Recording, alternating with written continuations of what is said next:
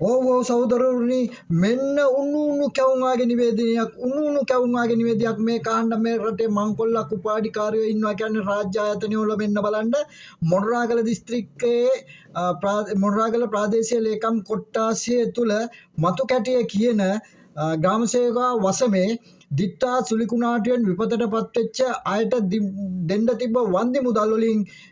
ආපදා සහන සේවා නිලධාරී ග්‍රාම නිලධාරී ඇතුළු එක්ක වෙලා කෝටි දෙකක් මහදවාලේ මංකොල්ල කාලා හොරකම් කරලා මේ ආණ්ඩුව ඒක තමයි අපි කියන්නේ තාමත් විලි ලැජ්ජා නැ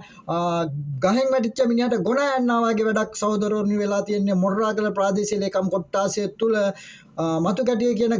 ග්‍රාම සේවකයා වසමේ තමයි මේ සිදුවීම වෙලා තියෙන්නේ. ඉතින් කොහොමද මේ රට ගැන විශ්වාසයක් තියන්නේ, මේ රජය ගැන විශ්වාසයක් තියන්නේ, මේ රජයේ නිලධාරි ගැන කොහොමද සහෝදරවරුනි විශ්වාසයක් තියන්නේ? කෝටි දෙකක් අපි දැක්කා තව තියෙනවා. තාම ආපදා සහන සේවාවක්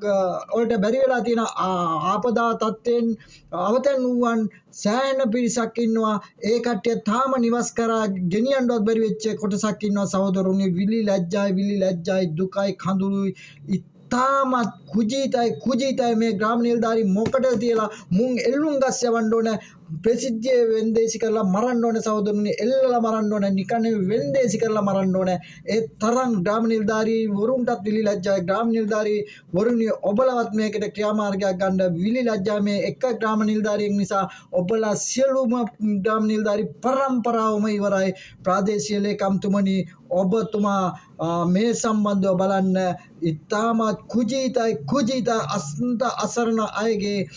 රුපියල් කෝටි 2ක් මංකොල්ල කෑවා කියන්නේ මහා දවාලේ ඔවුන් නැත්තටම නැති කළා රටෙනුත් පන්නා දමන්න සහෝදරවරුනි ජය වේවා.